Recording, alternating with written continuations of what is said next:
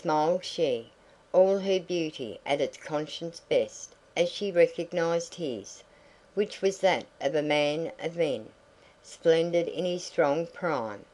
And she told him who she was, and a few other things, as they stood on the pavement, she so graceful in her mature self-possession, he staring at her, stupidly distraught, like a bewildered schoolboy.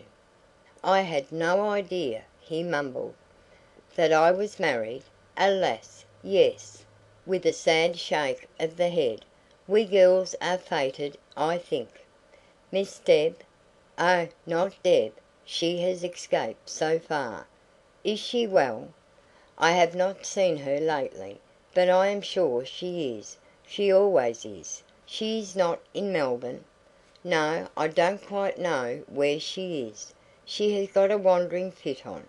Come and have some lunch with me, and I'll tell you all the news." They turned into a restaurant and had a meal which took a long time to get through. In the middle of the afternoon they parted, on the understanding that he would dine with her later in her own house.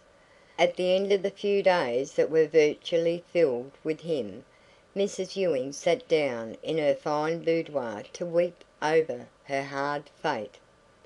Oh, why wasn't he the one to have the money? Oh, why do we meet again, now that it is too late? At the end of a few more days she went to her old husband to ask him how he was. He said he was a bit troubled with his lumbago, but otherwise fairly well.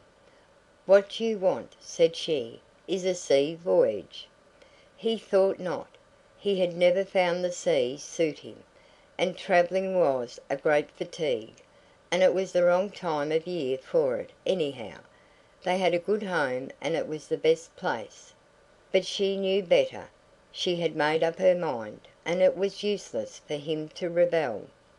The sea voyage was decided on, not so much because it would benefit his health as because his young wife had not seen England and Europe, and was dying to do so. Then they discussed routes.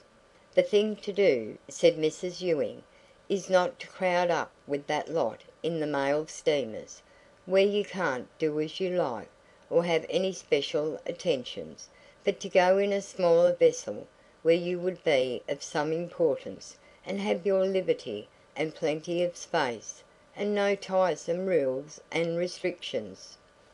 "My dear child, you don't know those second-rate lines. I do.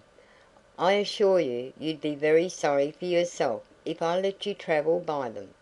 They are not your style at all."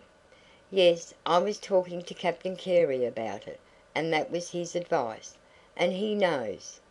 On his ship they have accommodation for about 6 passengers, and he suggested that, if we were quick about it, we might be able to secure the whole, so as to be exactly as if we were on a yacht of our own. They have a fair cook, but we could take any servants we liked, and make ourselves comfortable in our own way. Nobody to interfere with us. He doesn't go through the hot canal. He will be back from Sydney in 3 weeks. Just nice time to get ready in." Of course, they went that way, and perhaps it is better to leave the rest of the story to the imagination of the reader, who, one hopes, for Guthrie Carey's sake, is a common-sense person, as well as a dispassionate student of human nature. End of chapter 18.